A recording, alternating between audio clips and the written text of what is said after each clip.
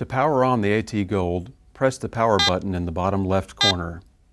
To turn off the detector, press and hold this button for 1 second until the detector makes a second beep. When you have changed detector settings and wish to restore the AT Gold to its factory settings, press and hold the power button for 5 seconds, waiting until the detector produces a fast double beep. All metal items encountered by the AT Gold are referred to as targets. Garrett's exclusive Target ID technology provides 2 indicator scales to help identify targets. The lower scale is the AT Gold's discrimination pattern setting. These dark segments on the lower scale indicate what targets your detector will sound on. And when it sounds, a single segment will appear on this upper scale to show what you have found. The Target ID legend just above will then help you to identify the target. Ferrous, or iron, targets will indicate on the left side. Non-ferrous targets that are thin or that have low conductivity will indicate in the middle. Thick or high conductivity targets, such as thick silver, will indicate toward the right. There are 20 upper scale graphic segments for Target ID. When the AT Gold is switched into its Discrim 2 mode, notice that some of the lower scale segments disappear. The AT Gold will now only sound on targets represented by the remaining segments, but you will still see a Target ID cursor for every metallic target you find, including your discriminated targets. The AT Gold's digital Target ID system also provides a specific target value to help identify targets more precisely. Targets are identified on the LCD by number, with items with lower numbers being the most ferrous.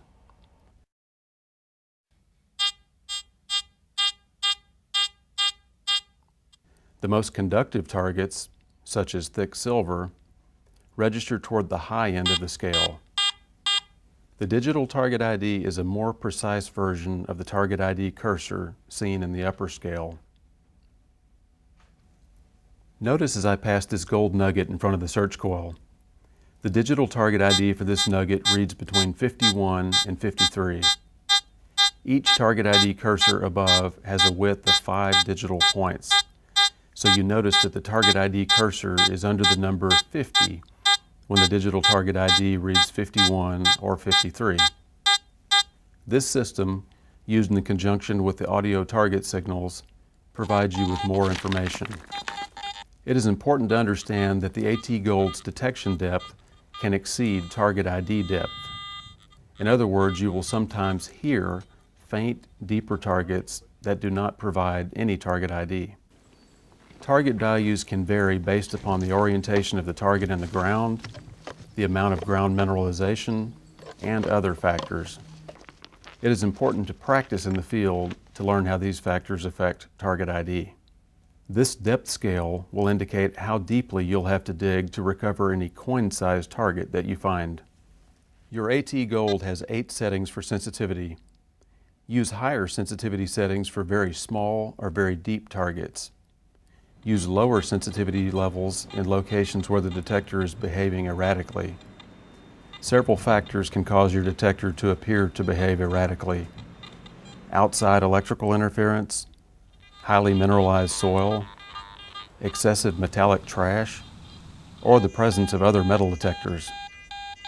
Often these interferences can be resolved with proper ground balance, discrimination, or by changing frequencies without having to reduce sensitivity.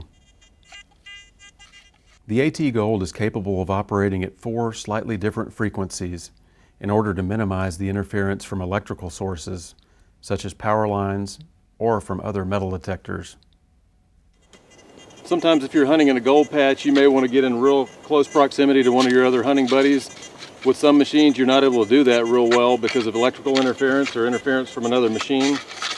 But with the AT Gold, you can overcome that with the frequency adjust. In this case, we're getting a lot of feedback from each other. I simply hit the frequency button, and find a frequency where it calms down. There's 4 adjustable frequencies to select from, and now we're able to hunt in close proximity.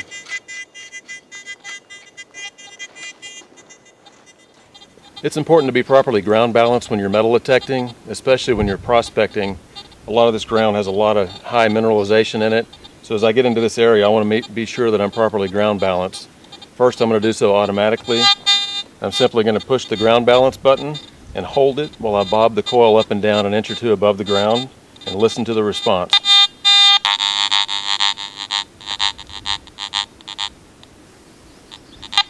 When I've got it to a very quiet or near quiet mode, now I can hunt with stable operation and pick up a good target, but not get all the response from the ground.